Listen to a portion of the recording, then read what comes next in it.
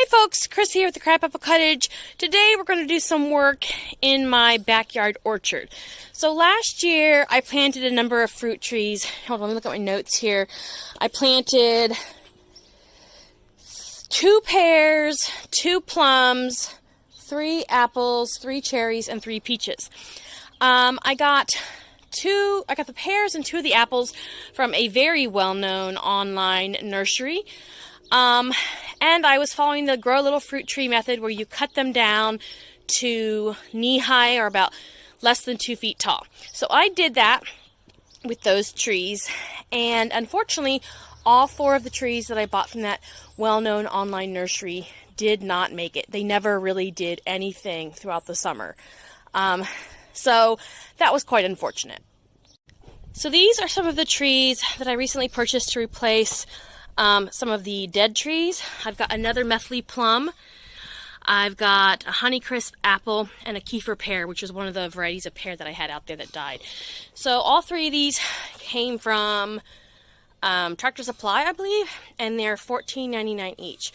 So last year I spent $177 buying 4 trees from that online nursery, and all 4 of them died. Fortunately, I was able to get my money back.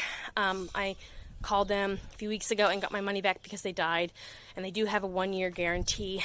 But I'm hesitant to buy online trees again for that reason, or should I say I'm hesitant to buy more expensive trees knowing that they can die so easily.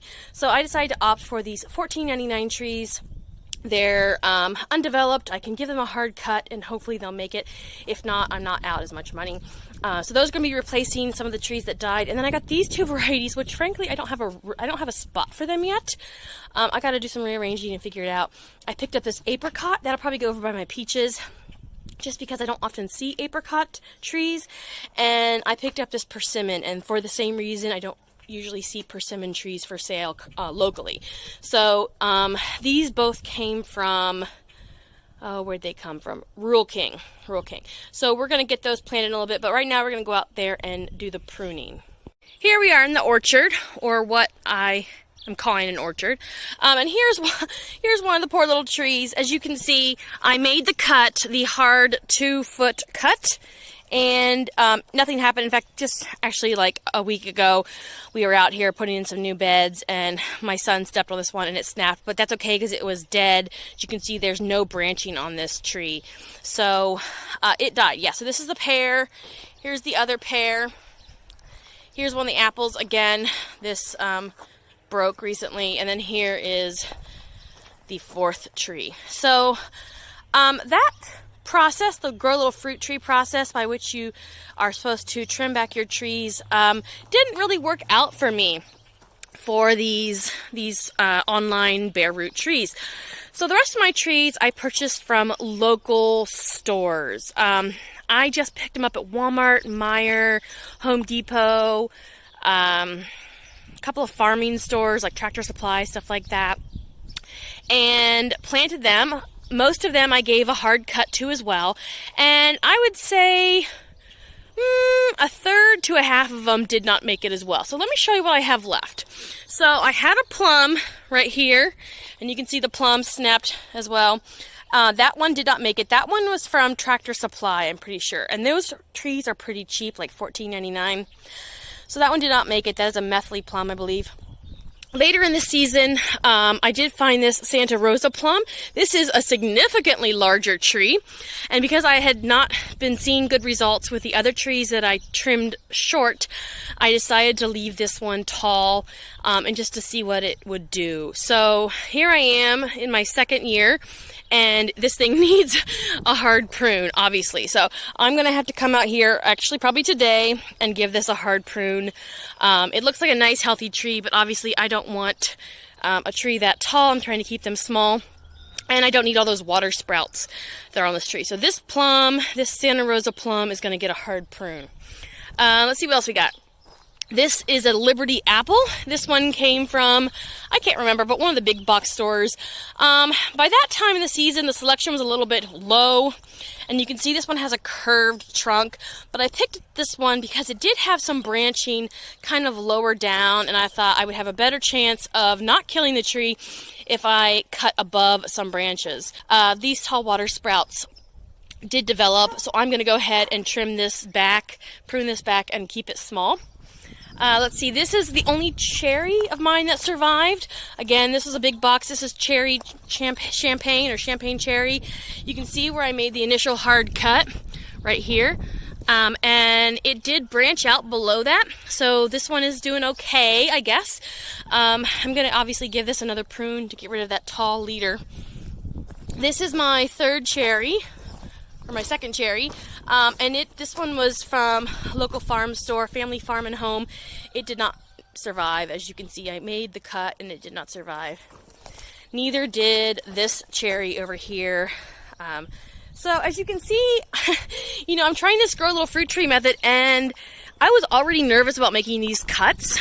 And the fact that so few of my trees survived, I don't know if I didn't water them enough, or if I didn't dig the holes big enough, or what I did. So we're going to try to correct some of it this year. We're also going to be replanting some of the trees. I have those 5 trees that you saw earlier on the porch that we'll be planting, maybe not today, but very, very soon. So this tree here, this is a peach. Unfortunately, I can't remember. This one's either Glowhaven or this one's Glowhaven. I can't remember. So this one I trimmed, and you can see here where I did the main trim, and it branched out nicely. So that one did pretty good, so that'll get a trim.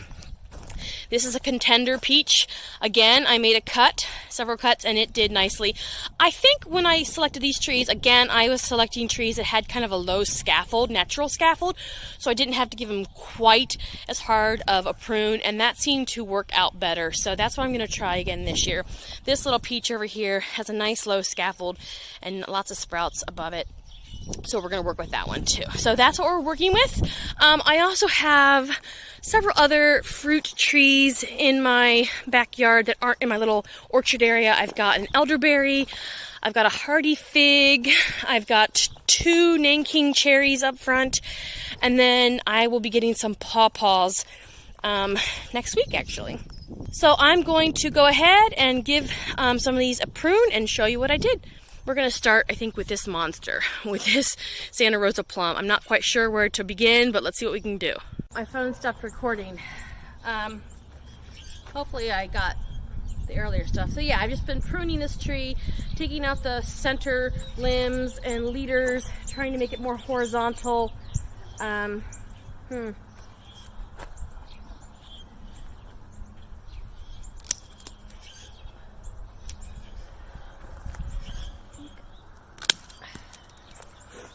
Really giving this tree a hard prune. We'll see how it works for me in the end.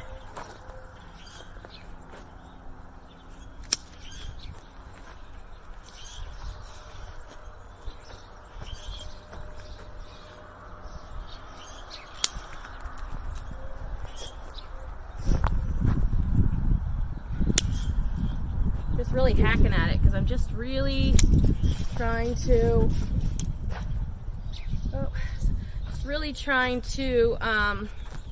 open it up. Just had way too much going on with it.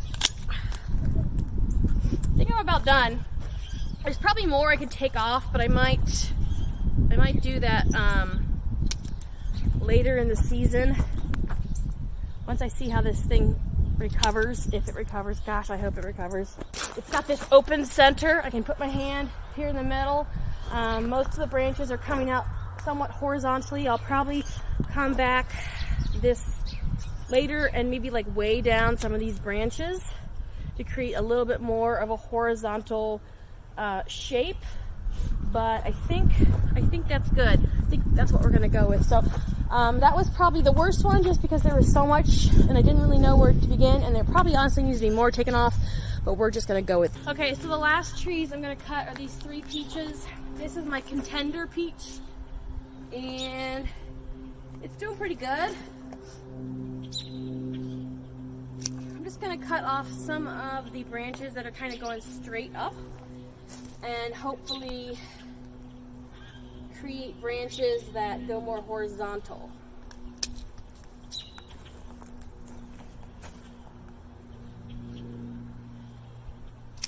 We'll see if I killed it. Alright, this one I think is the Glow Haven, but I can't remember. A little bit of dead stuff on here, so we'll get that off. And then take off that. And that.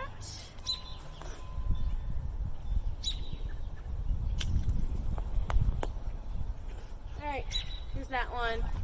The last one is another peach. Again, I don't know the variety.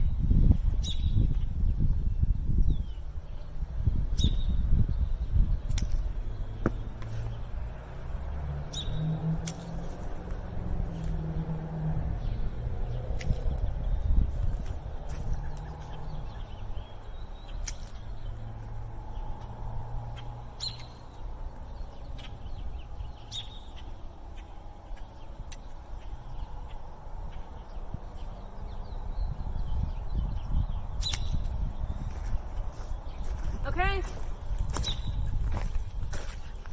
I'm all done. I trimmed all my existing fruit trees. Fingers crossed I didn't kill them. It's kind of stressful. This whole backyard orchard thing is new to me. So I have 1, 2, 3, 4, 5, 6 trees that survived, and I think 4, 5, 6, 7 trees that died last year. Those aren't very good odds. It does make me feel a little bit better that most of the fruit trees, well, that I got reimbursed for the 4 trees that I bought online, and that the rest of the trees, I think almost all of them except for maybe one, I was able to purchase using food stamps. You can use food stamps to buy trees, fruit trees at Walmart, Meijer, place like that. You cannot do that at Home Depot or Lowe's or most of the farm stores. So there we go. Got those pruned. Big step out of the way. I'm going to go ahead, I think, and maybe try to get some of those other trees planted and pruned as well. And I just want to point out all this cardboard, this messy cardboard that you see back here.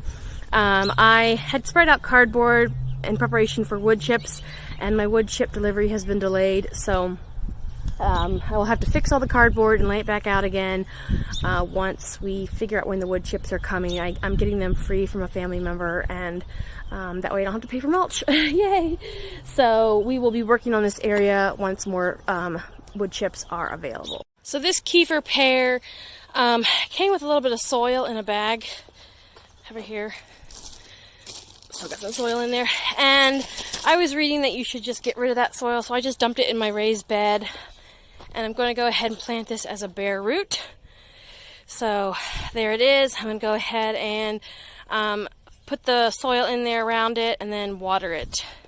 Here's my little pear tree that I just planted. I am watering it in, and I'm getting ready to make the first hard prune. So less than 24 inches is what I should be doing. We're going to go for, I think 20. 20, a little shorter than that. They didn't survive. We're going to try for 20. Actually, I may go up to 23. I see a nice bud. We'll see what happens. Getting ready to plant this little plum. And look, guys, it's still got the plum pit hanging on the roots. So yeah, again, I took all the soil off, and we're going to plant it as a bare root. Here's my little plum that I just pruned. So this one had some growth at the 23-inch mark, so I took it off right there, hoping that that growth will help it not die. And then the other one I planted was this Honeycrisp apple over here. It didn't have any really good growth anywhere, so I went ahead and took it back, lopped it off at about 20 inches, I think, 18 to 20 inches. I hope that survives. We'll see. I also wanted to point out that you should always save your packaging. I'm going to save my bags and my receipts.